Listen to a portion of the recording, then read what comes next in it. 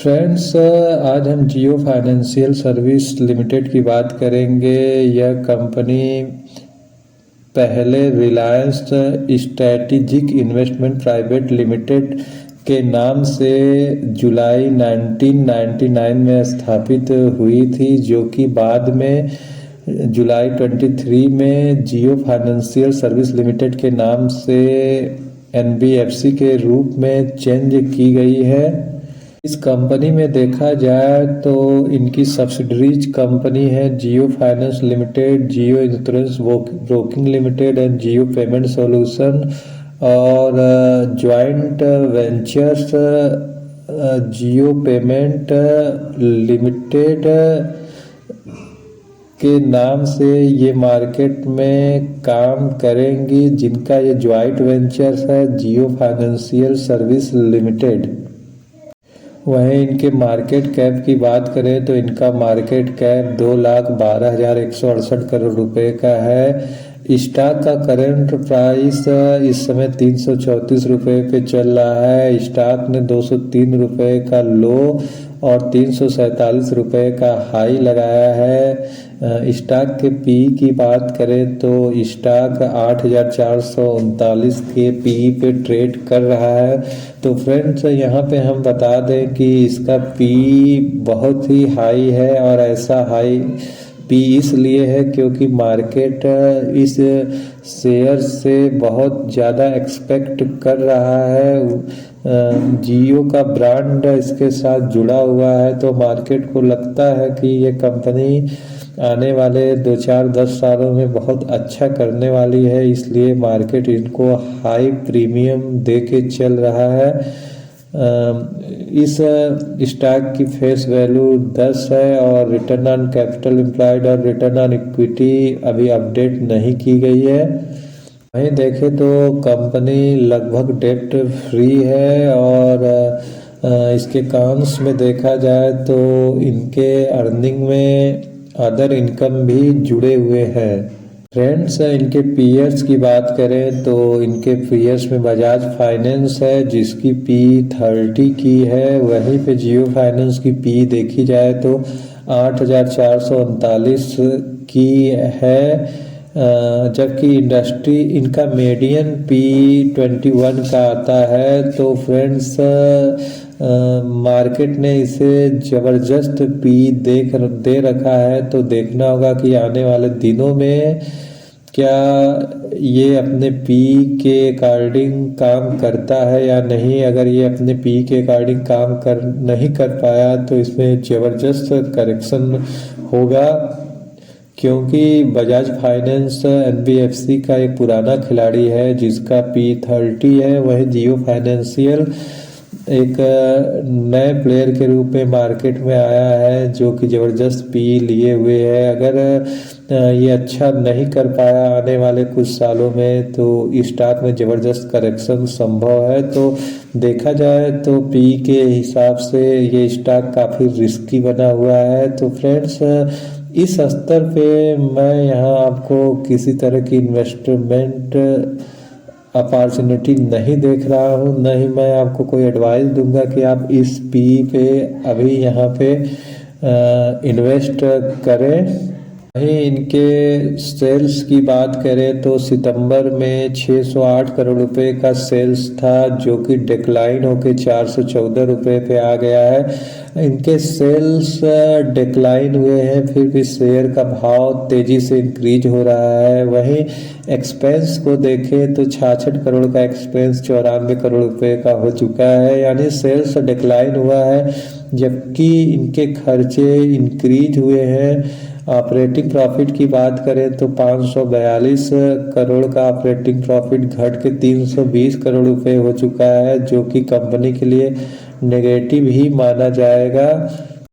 वहीं इनके operating profit margin की बात करें तो 89% का मार्जिन घट के 77% हो चुका है।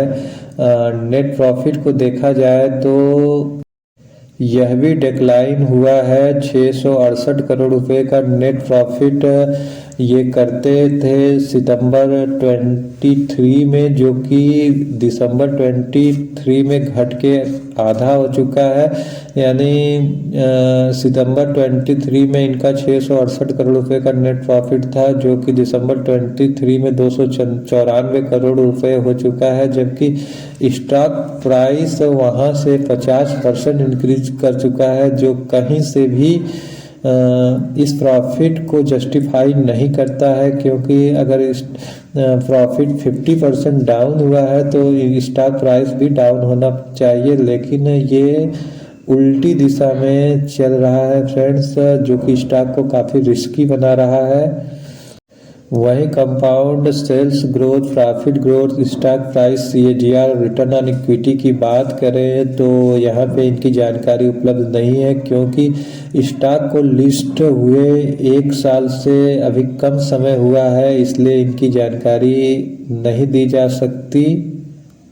अब इनके रिजर्व को देखें तो इनके पास सितंबर 23 में 1,09,278 करोड़ रुपए का रिजर्व था, जबकि इनके ऊपर कोई बारोइंग नहीं है, ये कंपनी डेब्ट फ्री है।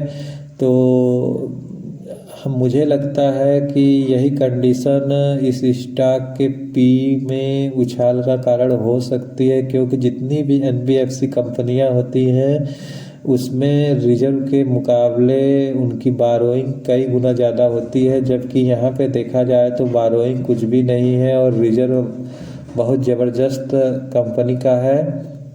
अब यदि इनके शेयर होल्डिंग पैटर्न्स को देखें तो पहले सितंबर में प्रमोटर्स 46.77% होल्डिंग इनके पास थी, जो कि दिसंबर 23 में बढ़कर 47.12% की हो चुकी है।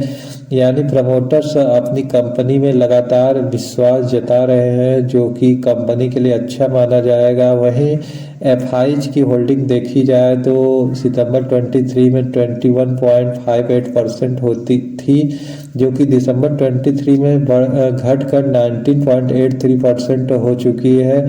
फ्रेंड्स, यहाँ पे इस होल्डिंग को देखने के 2 नज़रिए हैं। पहला नज़रिया ये है कि सितंबर 23 में इनकी होल्डिंग ज़्यादा थी और दिसंबर 23 में डिक्रीज हुई है, तो आप कह सकते हैं कि कंपनी से FI निकले हैं। लेकिन अगर दूसरे नज़रिए से देखा जाए तो कंपनी की होल्डिंग कम नहीं हुई है, क्योंकि ये पहले रिलायंस का पार्ट हुआ करता था। तो जो FIs निफ्टी 50 के पार्ट्स थे, तो निफ्टी 50 के पार्ट्स में इनको बोनस शेयर मिला हुआ था जियो फाइनेंशियल सर्विस का।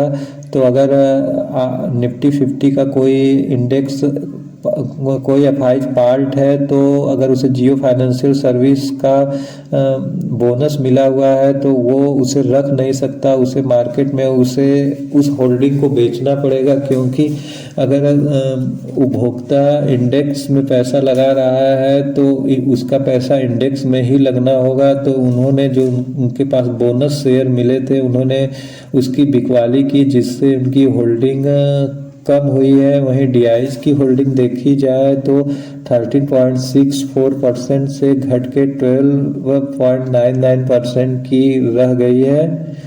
पब्लिक होल्डिंग की बात करें तो ये 17.86% थी, जो कि बढ़ के 19.92% हो गई है। और नंबर ऑफ शेयर होल्डर्स की संख्या भी बढ़ी है, जो कि इस कंपनी के लिए चिंताजनक है।